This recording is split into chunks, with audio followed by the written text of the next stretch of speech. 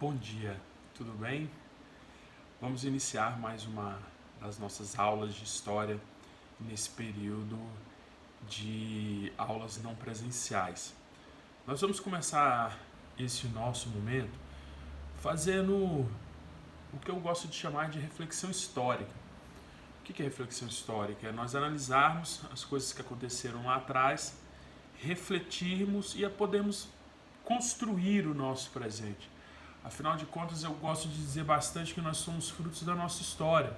As nossas atitudes, os nossos atos, eles são influenciados por aquilo que nós herdamos, por aquilo que nós conseguimos lá atrás, por aquilo que nós fomos influenciados lá atrás.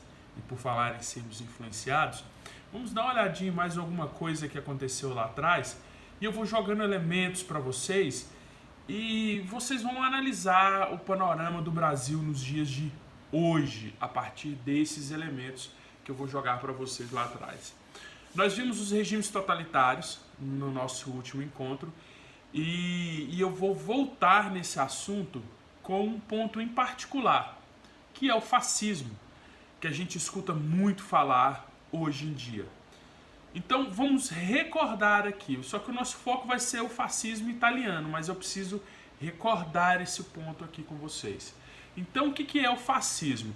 O fascismo ele foi um sistema político, nacionalista e antissocialista. Grava bem isso daqui, ó. Antissocialista que surge na Itália no fim da Primeira Guerra Mundial. Foi só na Itália que surgiu? Não. Não foi só na Itália, ele aconteceu em Portugal, ele aconteceu na Espanha também, mas nós vamos manter o foco na Itália.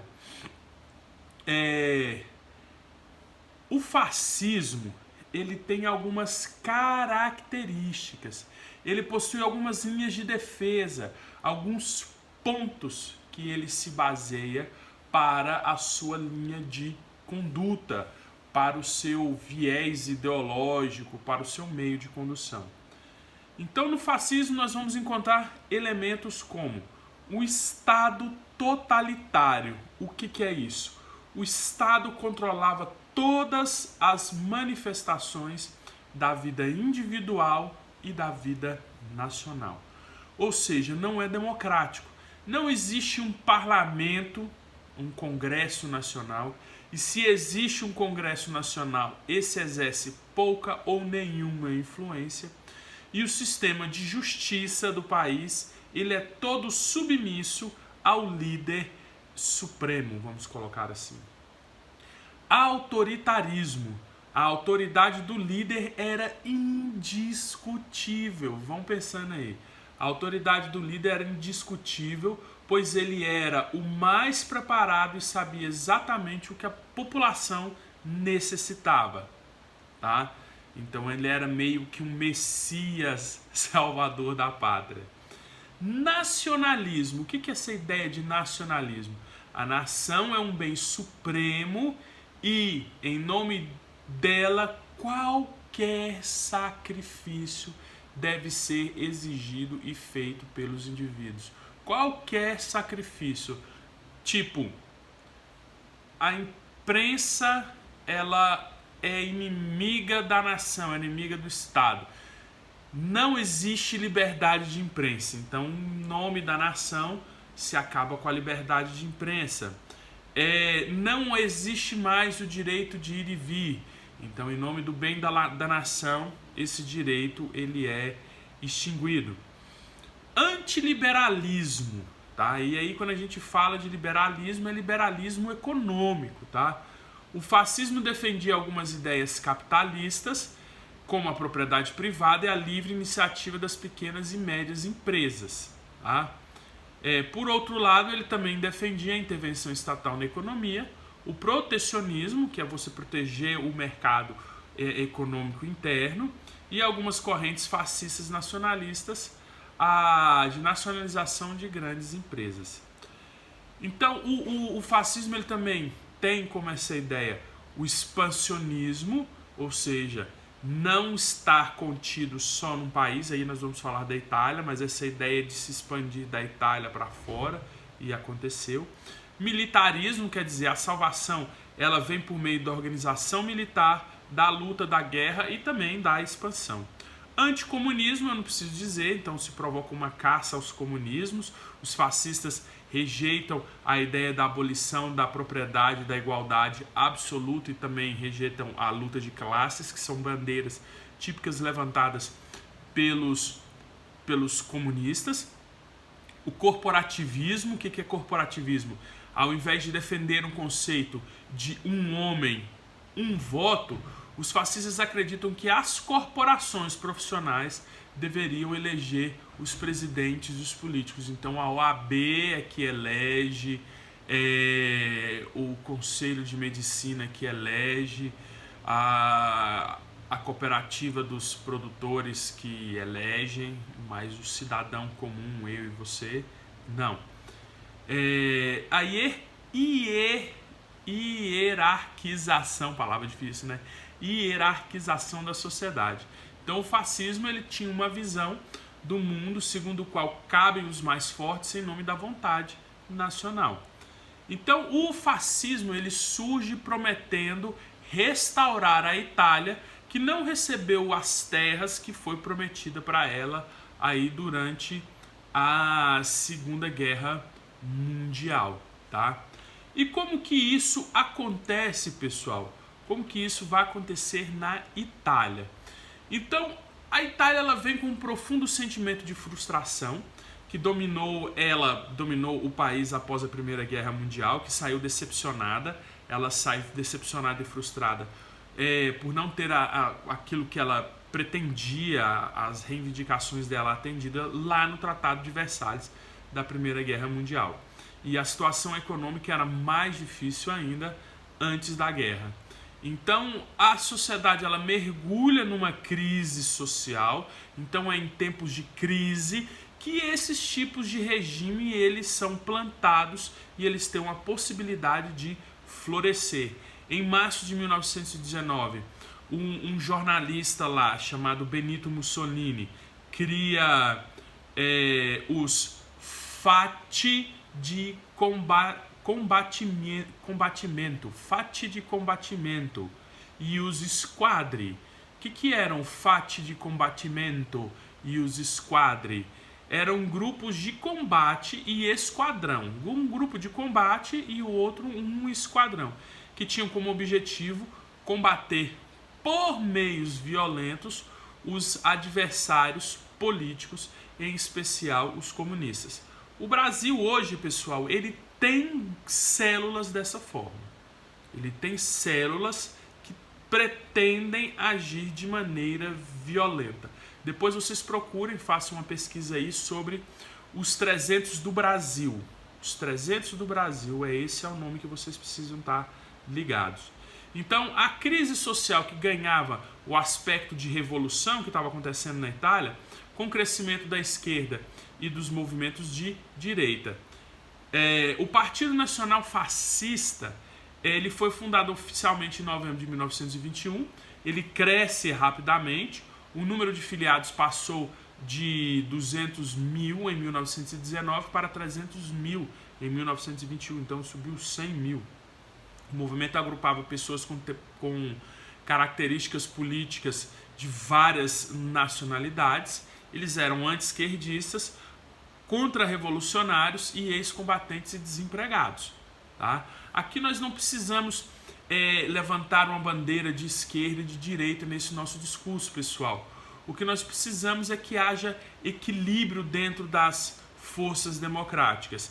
Tá? Nem esquerda, nem direita, nem o centro. Mas nós precisamos, os países e o Brasil em especial, precisam pensar em um plano de país e não um plano de movimento, de tendência político-partidária.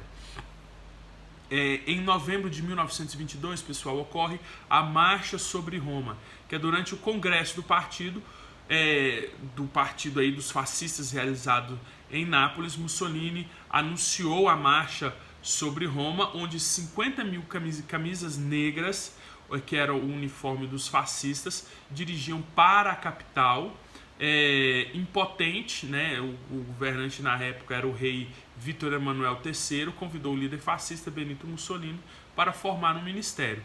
Nas eleições que foram de caráter fraudulentas de 1924, os fascistas obtiveram 65% dos votos e em 1925 o Mussolini se torna Duce. O que é Duce? É o líder em italiano. A palavra Duce é líder em italiano. Então Mussolini começa a implantar o seu programa, né? O seu programa fascista, seu programa autoritário, com todas aquelas características que nós já falamos. Então qual é o primeiro passo que ele faz? Ele acaba com as liberdades individuais. Uma das principais liberdades individuais é o direito de expressão, né? É a liberdade de expressão. É você poder falar bem ou falar mal de um governo sem sofrer nenhum tipo de represária, sem sofrer nenhum tipo de crítica, sem sofrer nada, entendeu? Mas agora não pode. Se você é contra o governo, você é preso, morto, torturado.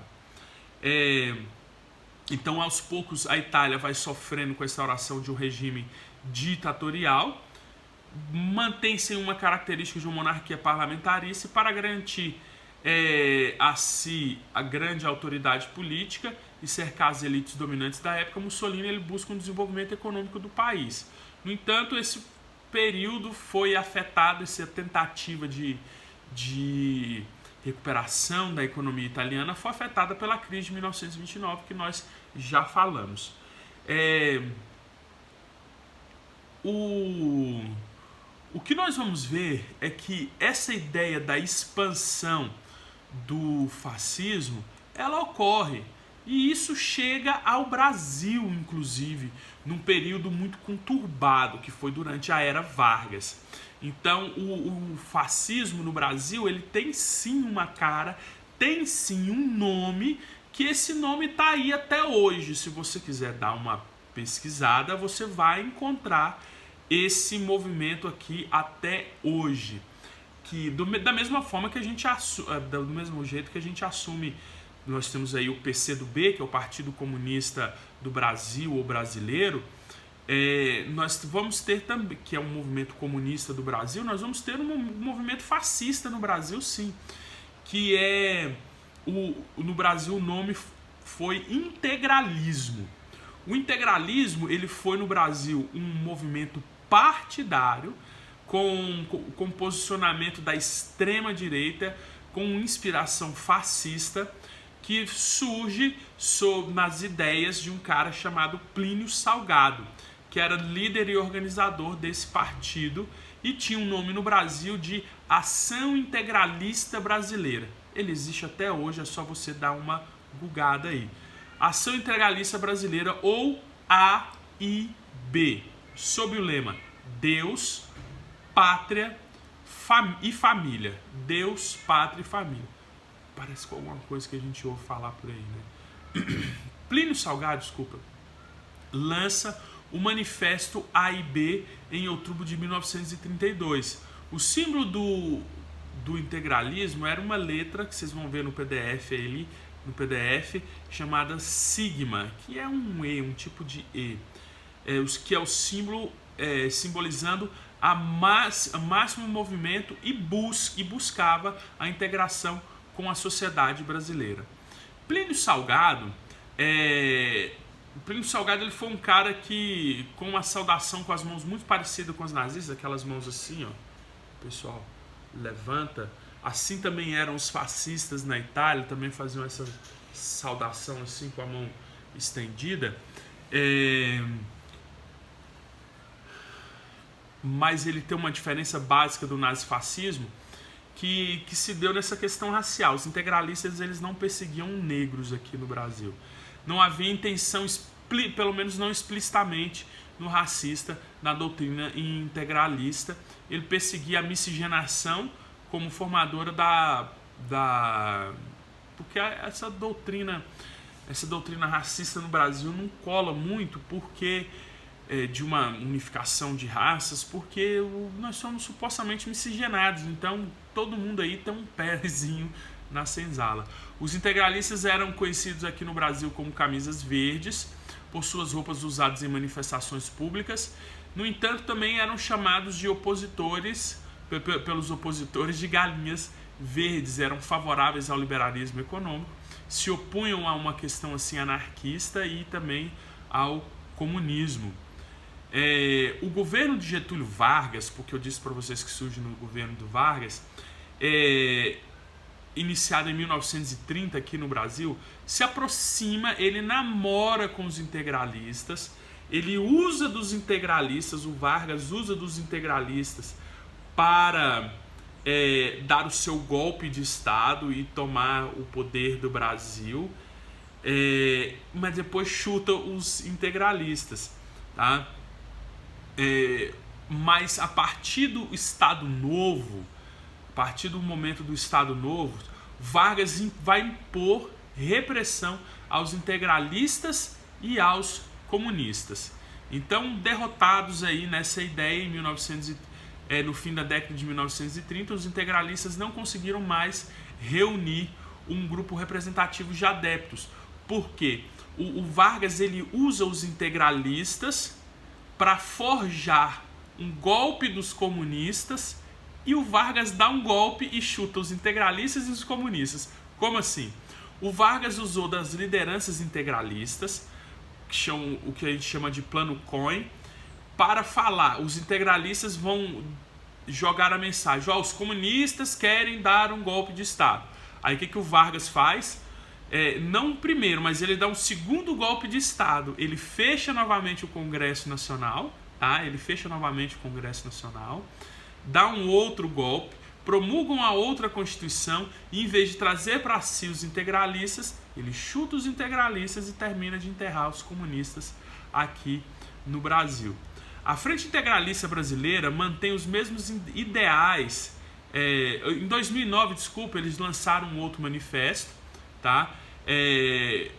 Mas eles não encontraram mais amparo social. A Frente Integralista Brasileira mantém os mesmos ideais levantados pela Ação Integralista, exaltando a integração social, a miscigenação das raças. E tem um trechinho aqui do manifesto de 2009 que diz assim: o integralismo é contrário a toda e qualquer forma de preconceito étnico, considerando que o ser humano não deve ser julgado pela cor da pele ou por sua etnia, mas sim pelos seus valores morais, éticos, cívicos e pelo trabalho que exerce em benefício do bem comum. Eles estão aí até hoje, tá? O que nós precisamos estar atentos, que o problema não é a esquerda, ou a direita. O problema está nos extremos, tá? Extremamente nocivo para a sociedade, tanto a extrema direita quanto a extrema esquerda. Espero que vocês tenham aproveitado. A gente vai se falando aí. Até mais, galera. A gente se vê.